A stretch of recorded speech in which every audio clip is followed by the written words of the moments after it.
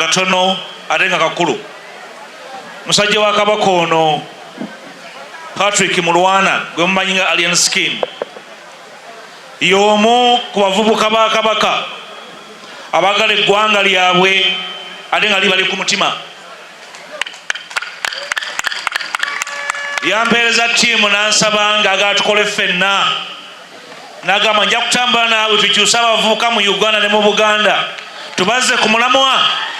Nange ne mugamba nja kukwatako tubakyuse tubaze ku mulamwa.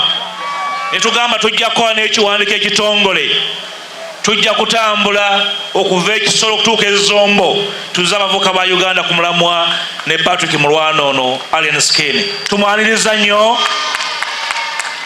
Kamawo okuwa ensi obubaka bwange ajja kujja ababuuzeeko, ndowooza abakola n'ekimusinga okumwagalako. Bwe guli kanugende mu maaso.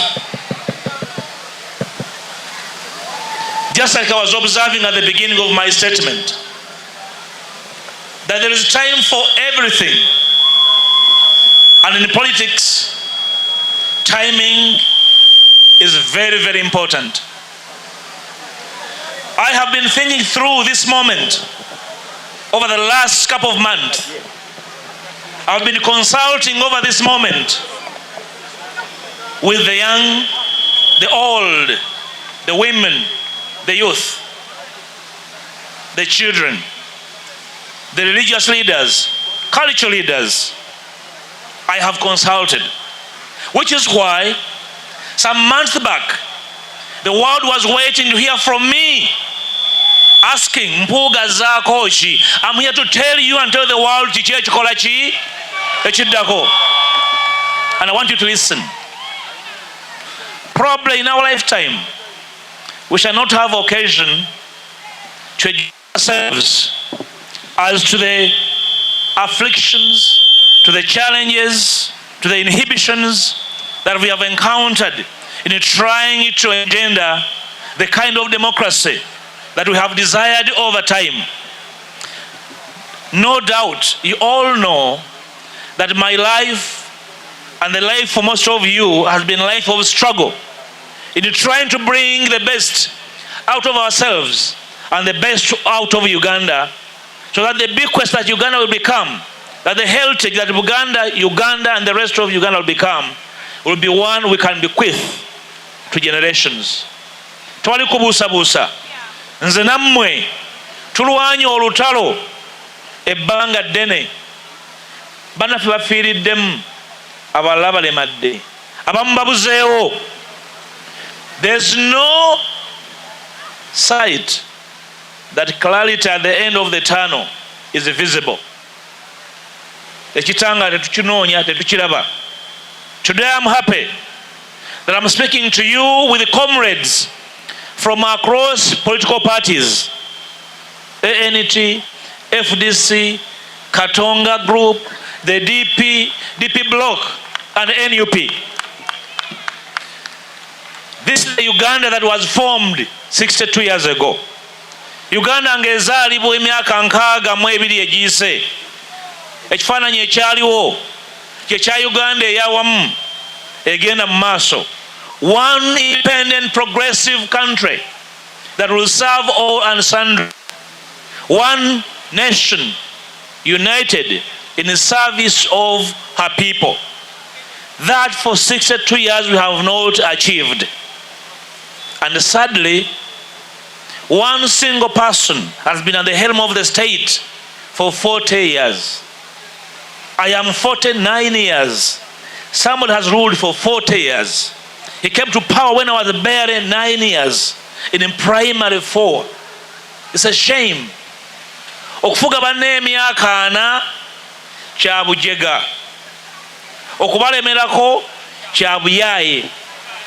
Obutawa kkubo lye tugenda kukwata kya bugwagwa. I'm here to invite you to join me, to join my leader team, to join the DP Bloc, to join the whole alliance my brother Chamunda has talked about, into one single file of struggling Ugandans for a better country. And I can tell you We have missed a lot of opportunities. We have lost time, backbiting each other, backstabbing each other, instead of serving the enemy of our common peoples. Omulabe w'abantu baffe gwe tuwadde ekiseera ne tumuteerawo akakeeka ne kapeti emyufu n'atambulirako n'atusekerera n'otukwema n'atuweema ndowooza ng'alaba abantu abalina omukisa okumuggyako obuyinza bamukubira mu ngalo abusigaze mu bugenderevu mu kumanya n'obutamanya. Some of our actions have only entrenched the enemy of our common peoples. Probably Mr. Museveni would have left power a long time ago, but for our actions he feels strong and stronger to stay on hold. And the biggest danger for us and generations ahead, that Museveni dreams of his son succeeding him. And some of us are happy that that bequest will also hold. I'm here to invite you to join us, to join every one of us, to join the struggling Ugandans into that common call that we are not going to make that mistake again. And I want to invite you. We have our friends we have left at Kavle. They have their issues. We have Uganda to save. They will save themselves, and we shall save them when they fail to save themselves.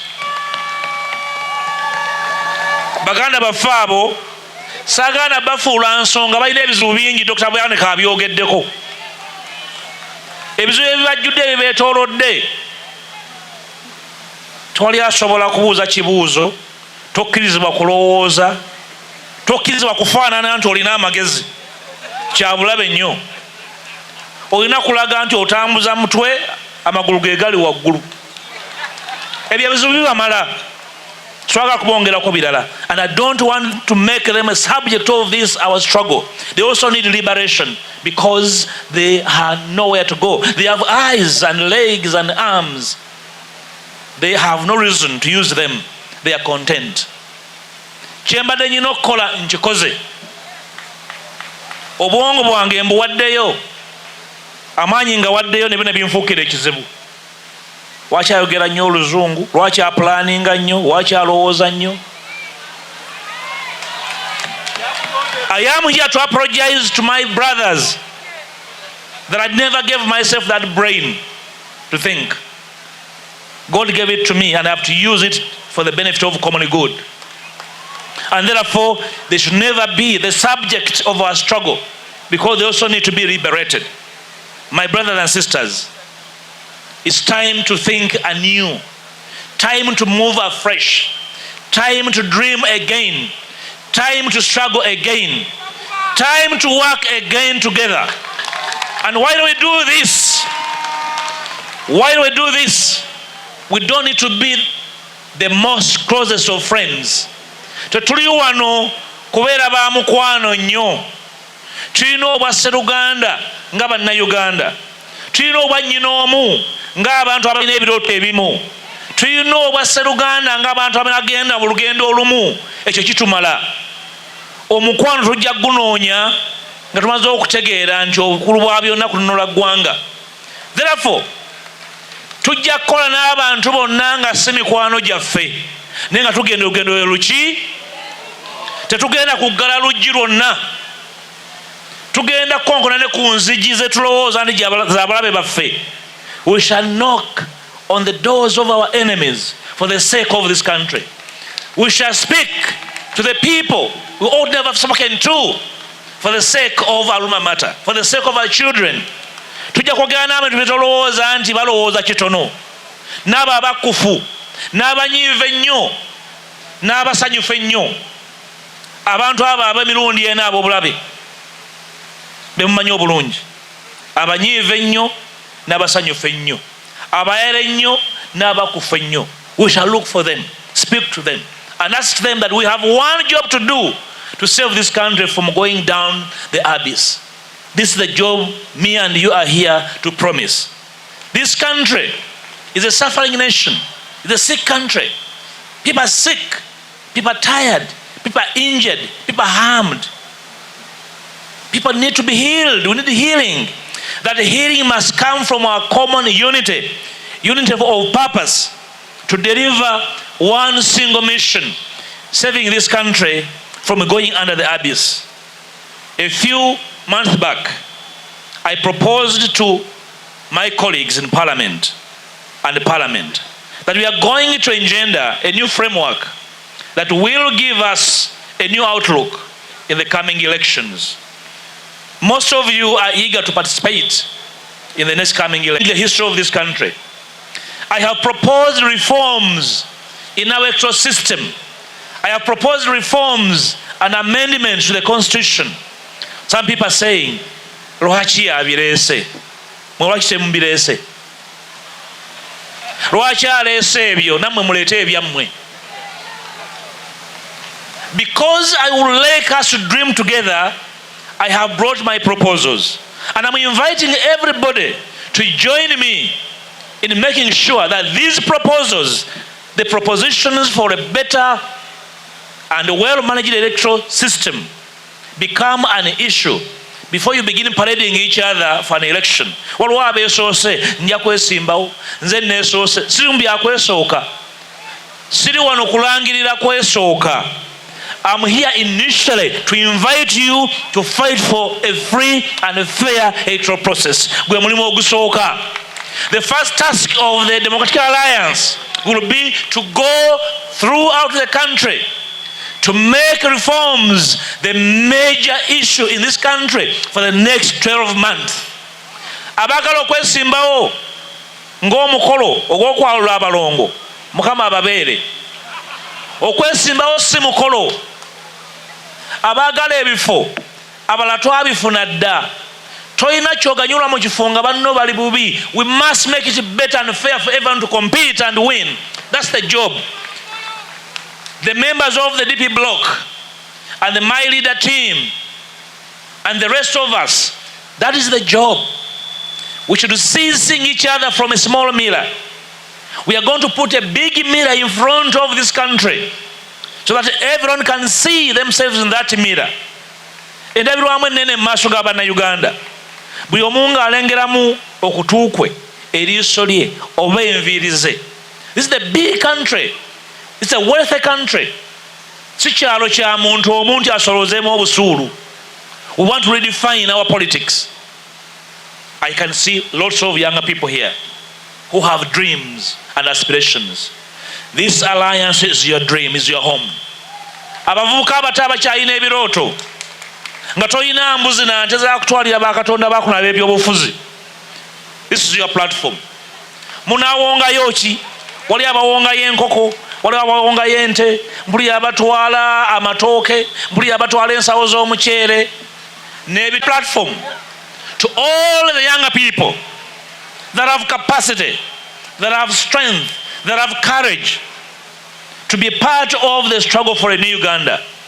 This alliance is a new epoch we want to usher in.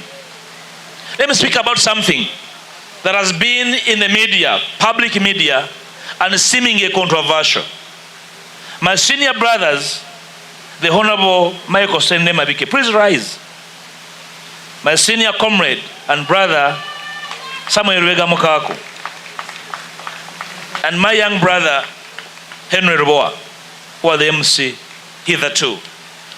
They have been spoken of as inconsistent. They have been spoken of as unreliable. Who of you is consistent?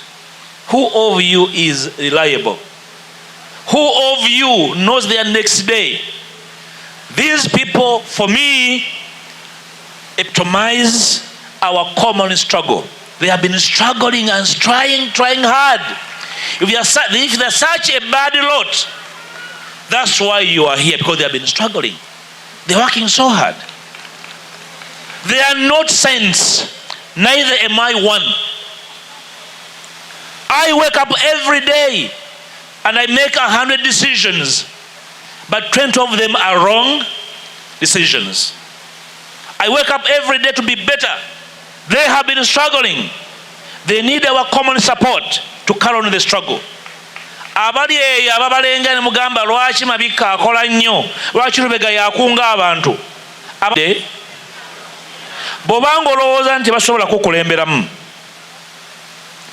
bakuyisa okwabya olumbe, muleete omusika abaddire mu bigere.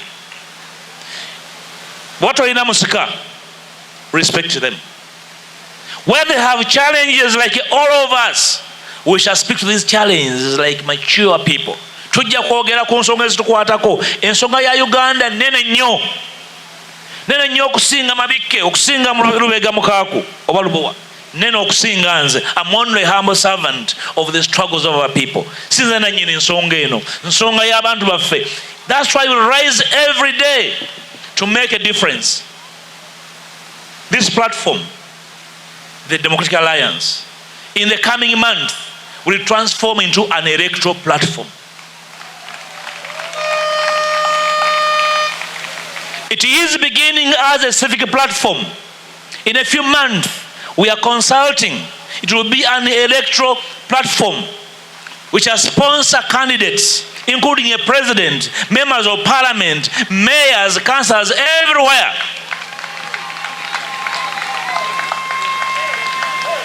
We don't need anybody's approval to do that. Twetaaga muntu yenna tuwa olukusa kukola ekyo. Omukago guno gugenda kutambula nga gwongera okwebuuza n'okweyubula. Emyezi egijja gujja kusimbawo n'abakulembeze ne president. Bw'obanga olowooza nti basobola kukulemberamu, bakuyisa okwabya olumbe, muleete omusika abaddire mu bigere. Bw'oba tolina musika, respect them. Where they have challenges like all of us, we shall speak to these challenges like mature people. Tujja kwogera ku nsonga ezitukwatako. Ensonga ya Uganda nene nnyo. Nene nnyo okusinga Mabike, okusinga Lubega Mukaaku oba Lubowa. Nene okusinga nze. I'm only a humble servant of the struggles of our people. Sinze nannyini nsonga eno. Nsonga y'abantu baffe. That's why we rise every day to make a difference. This platform, the Democratic Alliance, in the coming month will transform into an electro platform. It is beginning as a civic platform. In a few months, we are consulting. It will be an electro platform which will sponsor candidates, including a president, members of parliament, mayors, councillors, everywhere.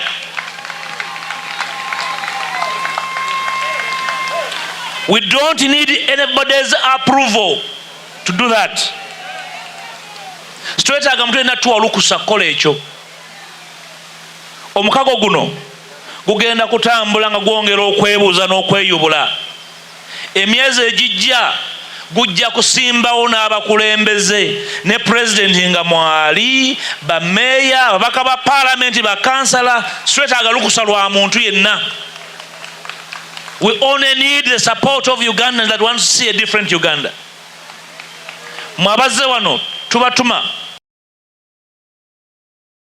from this platform. Omukago guno gukyali muggule. We are going to speak to everyone. Banaffe abali mu DP ey'enkumbi eyawangukamu omuyini. They are very good people. They nurtured me. They made me what I am. They trained me. To you younger people, we are going to return that favor. Tugenda bawo budde tubatendeke, tubasomese, tubabulire ekyokukola, ate tubadeployinge mugende mukole. Like we were trained and deployed. We owe you that duty. Ngenda bawo budde nga bwe nasuubiza era ntandise. How do we find ourselves in this kind of situation?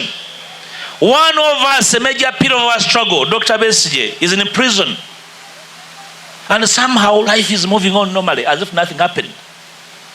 Because the leading opposition party in Uganda is in deep slumber.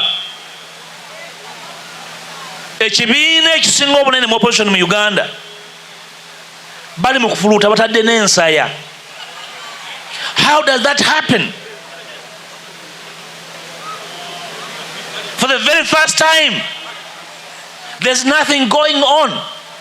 The last time I checked, the leader of that group was planning a big concert.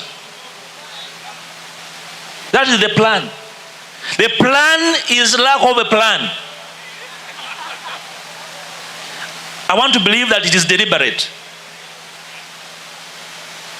Buli bwalaba abakola nti abo babasasudde naye bye byafaayo bye twali muyimbi akwata muzinalo nga tebamusasudde okujjako ono ali mu struggle.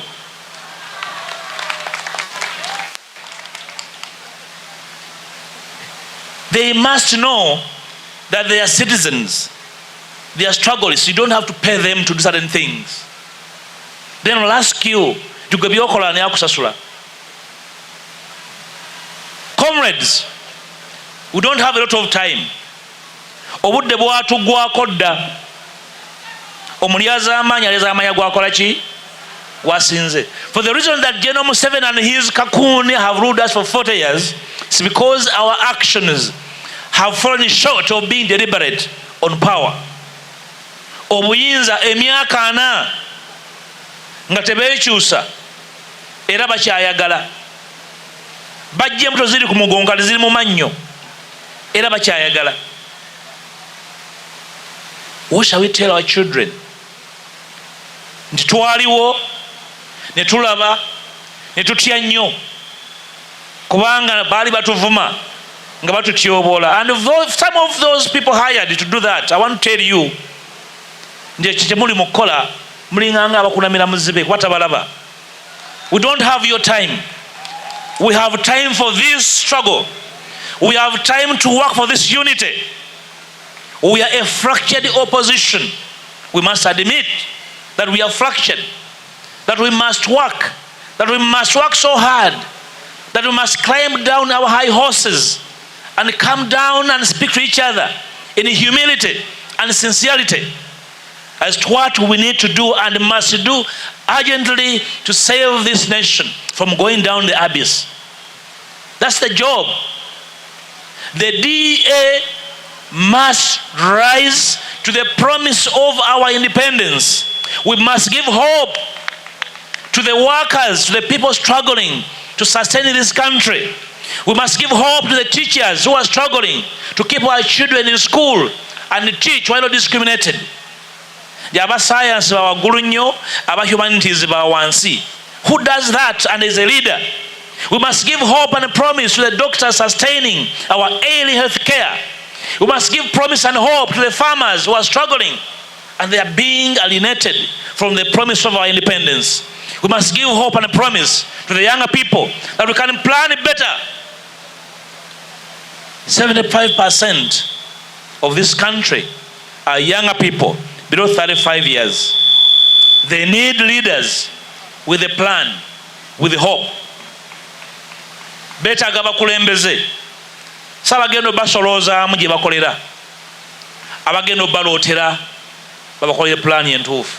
Tunoonya bamusolooza, tunoonya bakulembeze abagenda okulootera abantu baffe, abalimi, abasomesa, abasawo, abasuubuzi, baneekolera jjanga bali wansi yabonaabona be bajjako omusolo nga abataazaalibwa.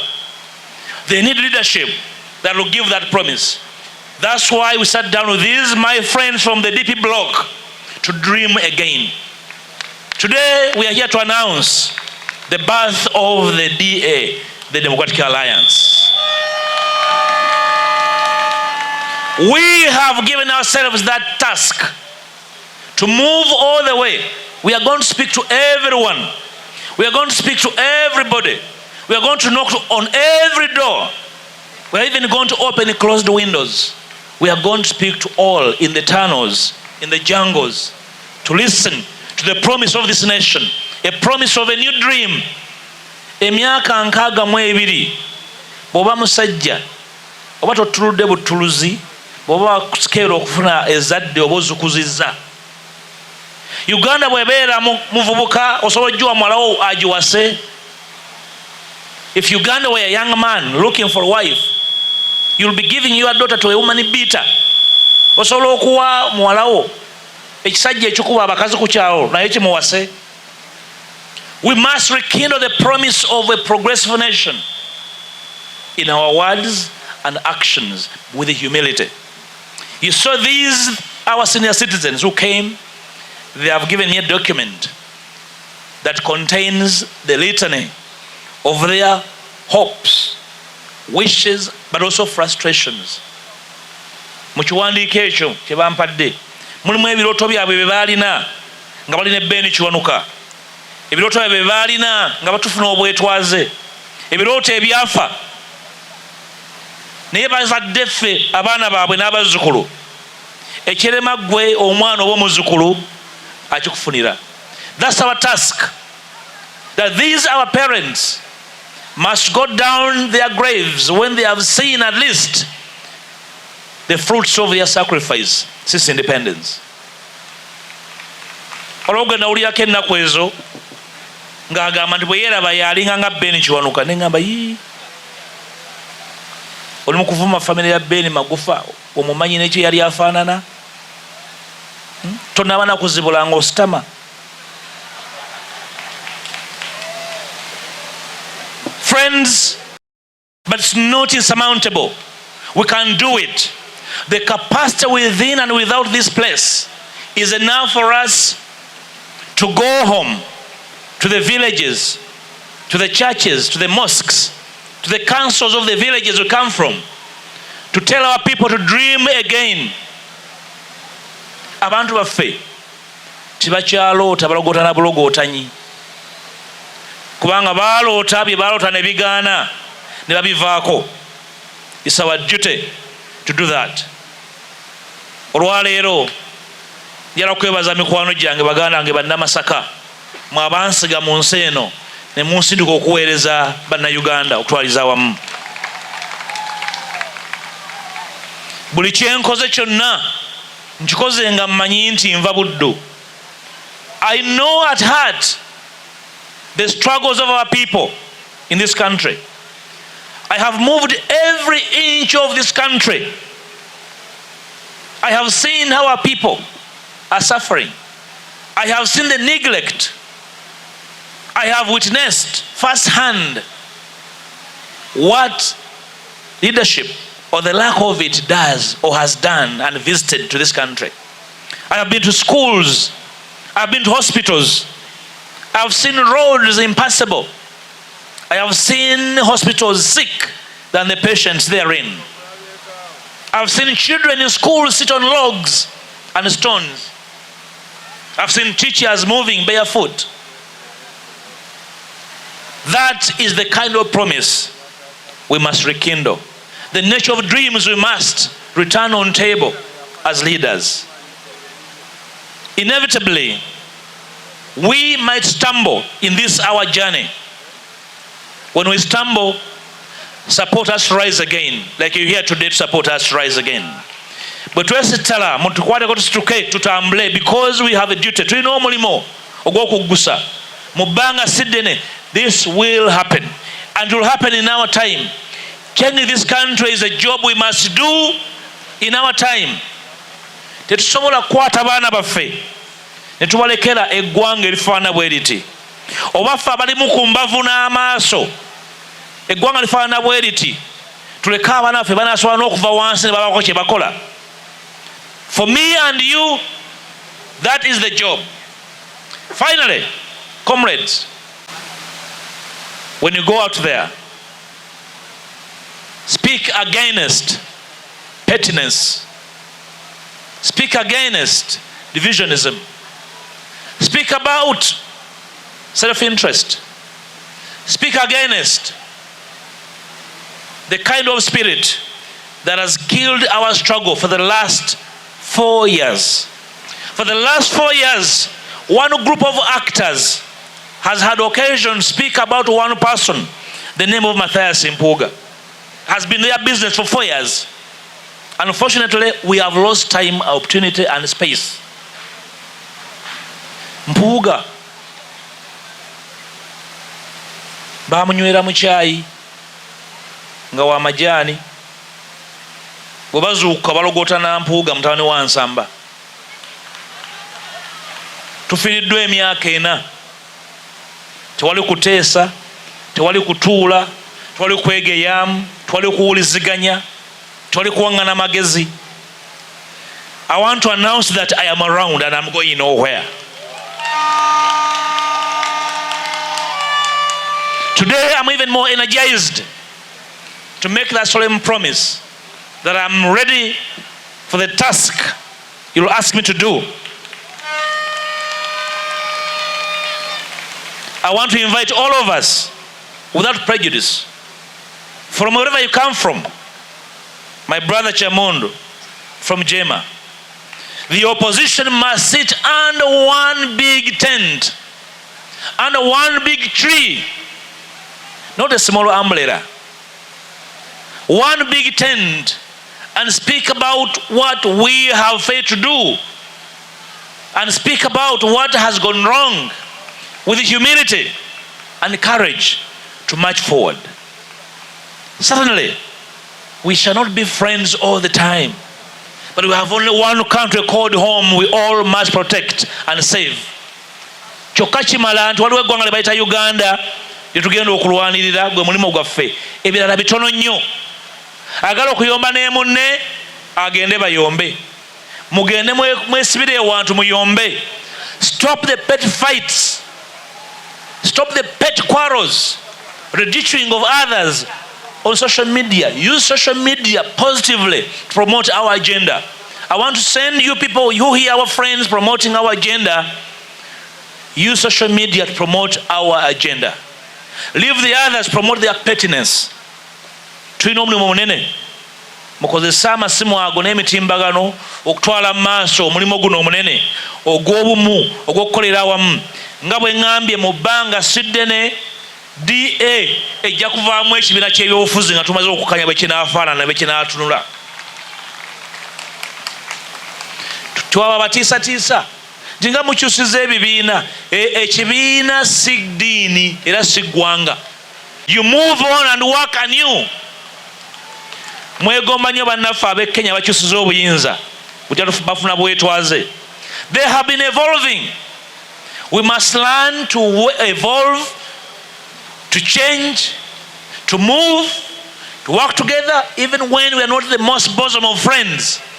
There's one only country called Uganda. The sina nsinda alanyina passport yemu nendaga muntu emu egamba ki Uganda. Njala kwebaza muto wange musajja wa Kabaka Murwana. Katonda yakuwa ekitone okikozesezza n'oyamba abavubuka bangi. Abavubuka bo abakwagala era bakugoberera okuva n'olwali tugenda bagatako ekirala obumu ne discipline. Kubanga abavubuka b'okulembera abakwagala bakwerekera balina ebirooto okufaanana n'okuyisa. Era baba bakwegomba tobatwala nga balabe bo si balabe bo. Gwe mukama waabwe temuvuga kyemuvuganyaako. Temuvuganya naye muyambagana mwenna ne musitulingana buli omu ayambe munne. I want to thank you for turning up. N'ogamba tugende tukole ne DA kubanga erimu omulamwa tutambule ffenna. We are going to work with you, support you to make sure that our young people who look up to the art industry as a career. Abavuka bangi nnyo batunula ekisaawe eky'okuyimba ng'omusobola okuvaamu ekiguli amagala eddiba ne beeyimirizaawo ne famire zaabwe. Beetaaga kukwatirako, beetaaga kuyambako, tebeetaaga kuvumirirwa. You move on and work anew. Mwegomba nnyo bannaffe ab'e Kenya bakyusiza obuyinza butya bafuna bwetwaze. They have been evolving. We must learn to evolve, to change, to move, to work together even when we are not the most bosom of friends. There's one only country called Uganda. The sina nsinda alanyina passport yemu nendaga muntu emu egamba ki Uganda. Njala kwebaza muto wange musajja wa Kabaka Murwana. Katonda yakuwa ekitone okikozesezza n'oyamba abavubuka bangi. abavubuka bo abakwagala era bakugoberera okuva n'olwali tugenda bagatako ekirala obumu ne discipline. Kubanga abavubuka b'okulembera abakwagala bakwerekera balina ebirooto okufaanana n'okuyisa era baba bakwegomba tobatwalanga balabebo si balabebo gwe mukama waabwe temuvuga kyemuvuganyako temuvuganya naye muyambagana mwenna ne musitulingana buli omu ayambe munne. I want to thank you for turning up.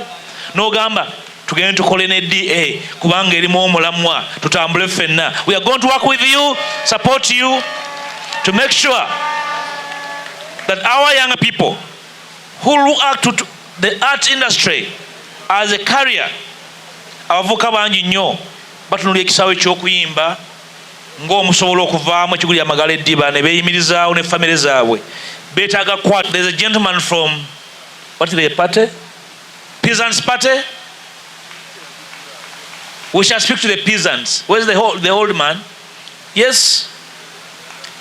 We know what the peasants want. The peasants want a progressive Uganda.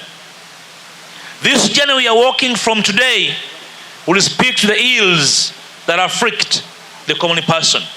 And they must get out of peasantry. We are not going to be proud of harboring a country of peasants. We have the capacity and the resources. Obugagga obuli mu ggwanga bumala.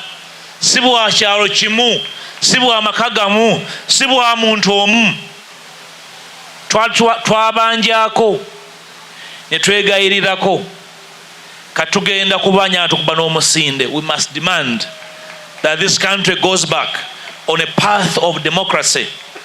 Temubuguumirira kalulu kajja kababuguumiriza tubuguumirire kuwaliza Mwami Museveni ateekewo enkyukakyuka. Kumuwaliriza kumubanja si kumwegayirira. Bannaffe abali mu NRM tetujja kufaananga mmwe, temubadde balungi naye tujja bakuuma, tujja bakolako ffujjo nga limukoze ku baana baffe. Tumanyi bulungi abakoze ffujjo ku bantu baffe, abuzizaawo abantu baffe tubamanyi, abeetabye mu kitta bantu tubamanyi. We are not out for revenge and retribution. We shall lead the path to justice. Tetwagala kuwolera ggwanga, twagala bwenkanya. Situlwanirira kuwolera ggwanga. Abantu baffe batuukiddwako ebikolobero ebyenjawulo.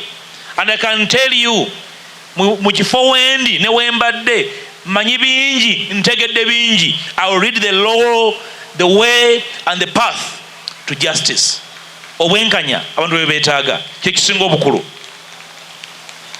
Mwenna abavudde e Buddu, abavudde e Kyaggwe, abavudde e Singo, abavudde e Mawokota, abavudde e Butambala, abavudde e Mawogola, abavudde e Kooki, friends from Kyaddondo, from Acholi, from Busoga, from Lila, from Lango generally, and all of you Ugandans here, and those of you following social media and televisions, this is our day to dream and think again. I offer my promise to offer leadership on this struggle. I offer my promise that I will work with everyone, every man and woman of goodwill who wants to see a better and changing Uganda. Abatukiina, abatutyoboola si nsonga. Tebasobola abo yasobola ki? G'osobola kubyogerako bwogezi ffe tuzze bikolako. N'olwekyo tuleke. But tibisoboke. We are sorry. We are out. We are going to do it. We are going to move on it. Mwebale nnyo okumpuliriza, mwebale kubeerawo, mwebale kugoberera, mwebale kwefiisa, mwebale kwewaayo. Today I officially would like to launch the Democratic Alliance, to launch a new day and a new way. Everybody deserves a new day. You all deserve a new way.